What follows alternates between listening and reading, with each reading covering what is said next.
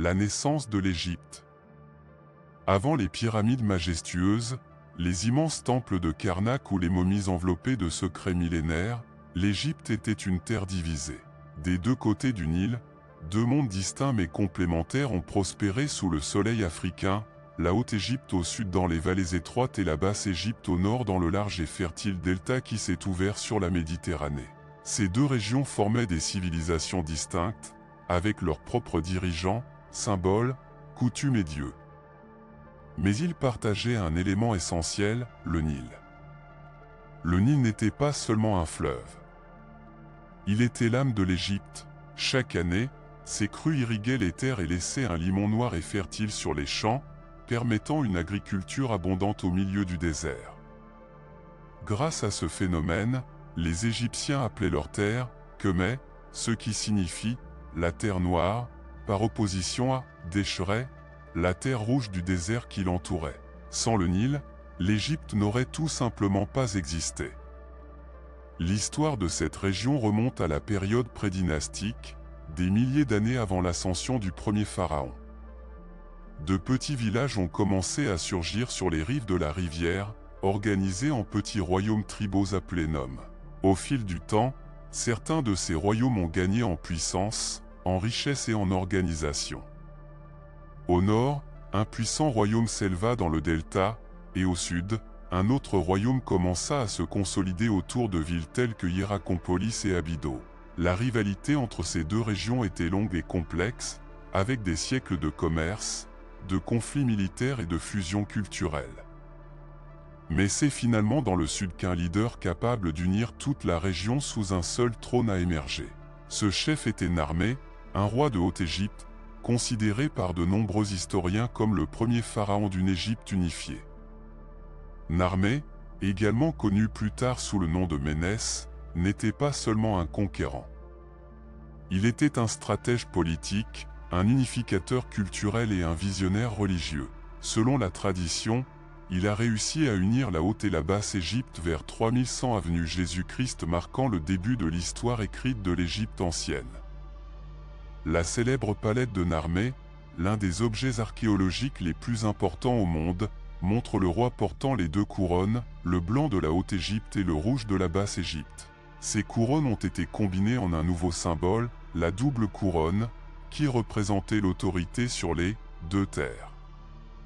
Mais l'unification était bien plus qu'une victoire militaire.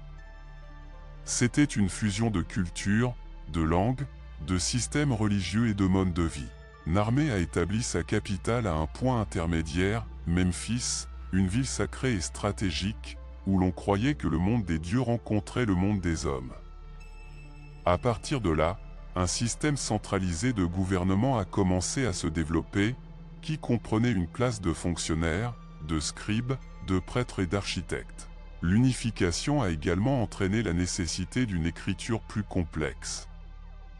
Bien que les hiéroglyphes existaient déjà sous des formes primitives, c'est à cette époque qu'ils ont commencé à être formalisés comme un système complet d'écriture. Les scribes égyptiens, considérés comme essentiels au fonctionnement de l'État, enregistraient les offrandes aux dieux, les noms des rois, les batailles, les lois et les événements religieux sur des papyrus, des murs et des stèles.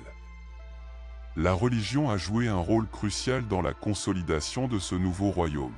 Le pharaon n'était pas seulement un souverain, il était considéré comme un dieu vivant, fils de Ré, le dieu du soleil, et représentant de l'ordre cosmique sur Terre. Cette idée, connue sous le nom de Maat, symbolisait l'harmonie, l'équilibre et la justice, principes fondamentaux de la culture égyptienne. Le pharaon était le garant de Maat, et son devoir était de maintenir l'ordre face au chaos. Avec un gouvernement stable, une économie agricole florissante grâce au Nil et une religion profondément enracinée dans tous les aspects de la vie, l'Égypte se préparait à entrer dans l'une des périodes les plus extraordinaires de son histoire, l'Ancien Empire.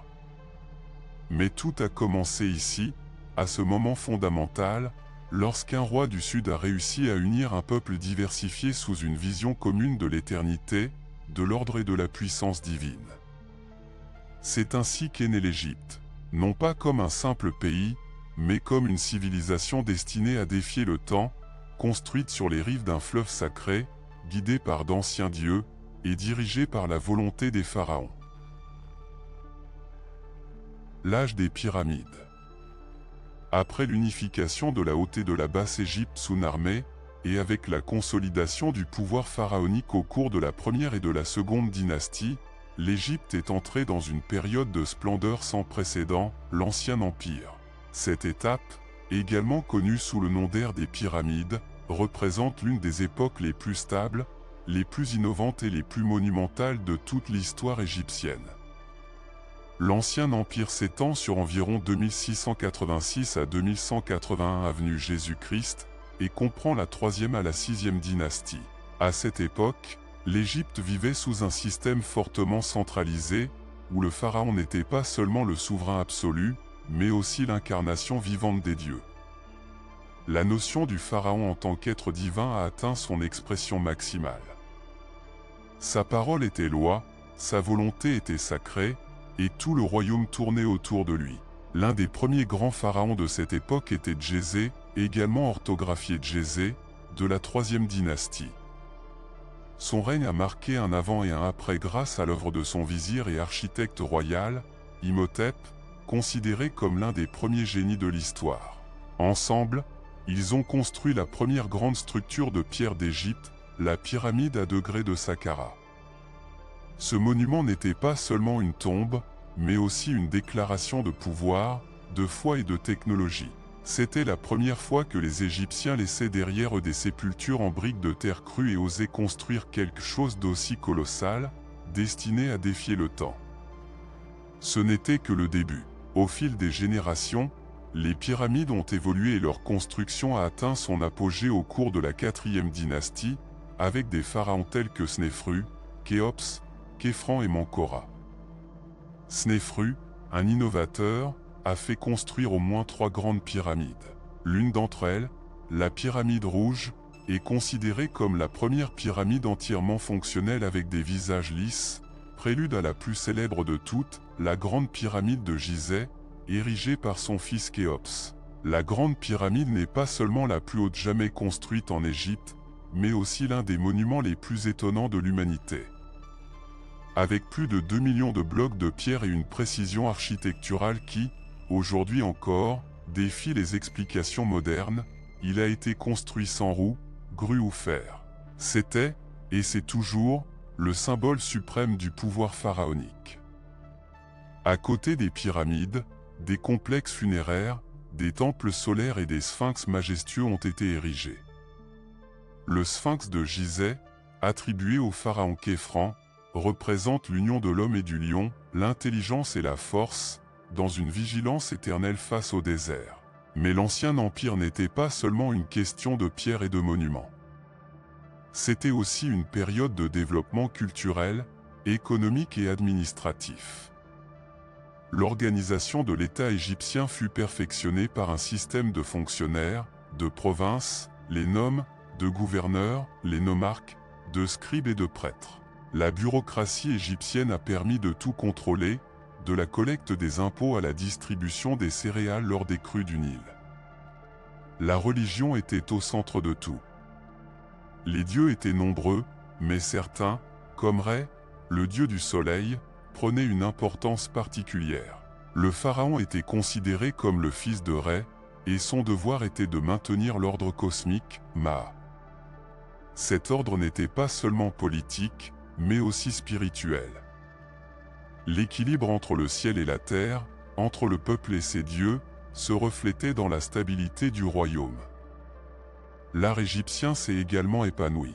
Bien que rigide et hautement symbolique, il exprimait une vision du monde basée sur l'éternité. Les peintures de tombes, les reliefs de temples et les statues de pharaons n'étaient pas des œuvres décoratives, c'étaient des actes de foi, conçus pour assurer la vie après la mort. Mais même en cette période de splendeur, les premières fissures ont commencé à apparaître. Vers la fin de la 6e dynastie, sous le règne de Pépi II, l'un des pharaons au règne le plus long enregistré, plus de 90 ans, selon certaines sources, le pouvoir central commence à s'affaiblir. La décentralisation de l'État, l'augmentation du pouvoir des gouverneurs locaux et les problèmes climatiques tels que la diminution des crues du Nil ont provoqué une crise lente mais profonde. Finalement, vers 2181 avenue Jésus-Christ, l'ancien empire s'effondre. L'Égypte est entrée dans une période de fragmentation connue sous le nom de première période intermédiaire. Mais malgré cette chute, l'héritage de l'ancien empire perdure. Les pyramides sont restées des symboles de pouvoir pendant des millénaires. L'idée du pharaon en tant que dieu vivant, l'administration de l'État, l'iconographie religieuse et l'architecture colossale, tout est né à cette étape. L'ancien empire était, par essence, le fondement de l'âme égyptienne. Et bien que le temps et l'histoire avancent, l'Égypte n'oubliera jamais sa première grande ère de gloire. Le Nouvel Empire. Le Nouvel Empire était une période d'expansion impériale, de puissance militaire, d'immenses richesses et de splendeur artistique. L'Égypte est devenue une véritable puissance du monde antique, étendant sa domination au-delà du Nil, en Syrie, en Palestine et en Nubie. Au cours de cette étape, certains des pharaons les plus célèbres de tous les temps ont émergé. Parmi elles se trouve Hatshepsut, l'une des rares femmes à avoir régné en tant que pharaon. Son règne fut pacifique, axé sur le commerce et la diplomatie. Il fit construire de grands temples, comme son magnifique temple funéraire à Deir el-Bahari, et consolida l'image du pharaon en tant que protecteur et pourvoyeur. Puis vint Thoutmôsis III, considéré comme le « Napoléon d'Égypte » pour ses nombreuses campagnes militaires, qui portèrent des frontières de l'Empire égyptien à l'Euphrate. L'Égypte n'a jamais été aussi puissante qu'elle l'était sous son règne. Plus tard, un pharaon changera radicalement le cours de la religion égyptienne, Akhenaton.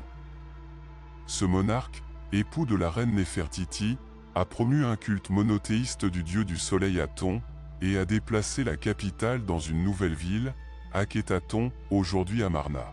Sa réforme fut radicale et controversée, et après sa mort, les prêtres de l'ancien culte d'Amon rétablirent l'ordre traditionnel. Le fils d'Akhenaton, Toutankhamon, accéda au trône alors qu'il n'était encore qu'un enfant. Bien que son règne ait été bref et politiquement insignifiant, sa tombe a été retrouvée intacte au XXe siècle et est devenue l'une des découvertes archéologiques les plus impressionnantes de tous les temps, fascinant le monde entier. Mais c'est Ramsès II, connu sous le nom de Ramsès le Grand, qui a conduit le Nouvel Empire à son expression ultime de gloire. Il a régné pendant plus de 60 ans, a mené de vastes campagnes militaires, dont la célèbre bataille de Kadesh contre les Hittites, et a signé l'un des premiers traités de paix de l'histoire.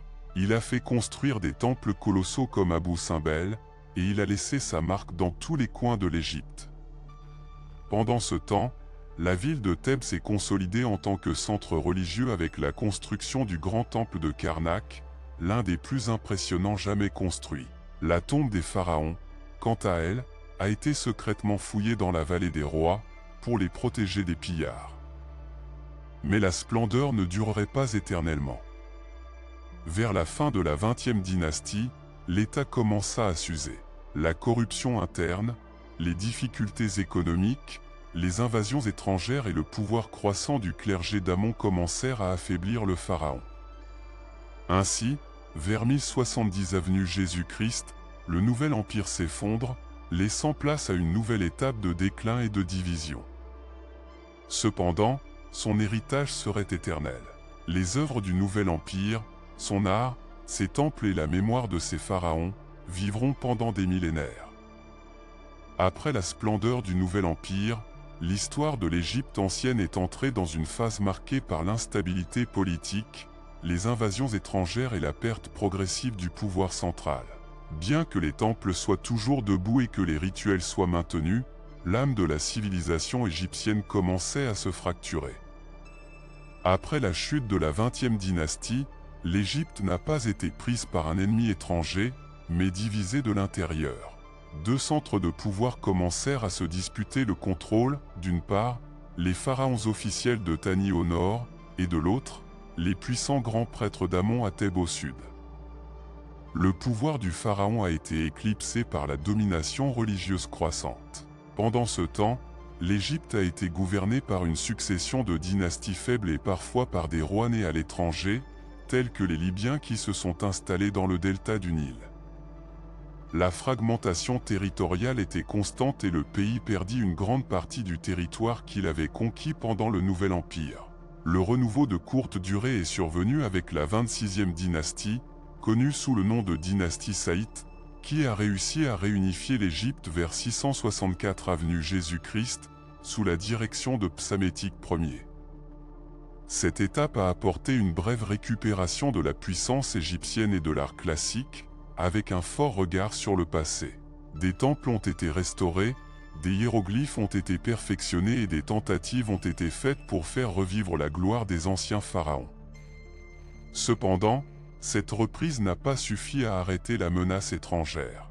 L'Égypte a été envahie par les Assyriens, qui ont saccagé Thèbes, et plus tard, par les Perses, qui en ont fait une satrapie de leur vaste empire. Pendant des siècles, l'Égypte a été prise au piège de mains étrangères. Malgré cela, le pays n'a jamais complètement perdu son identité.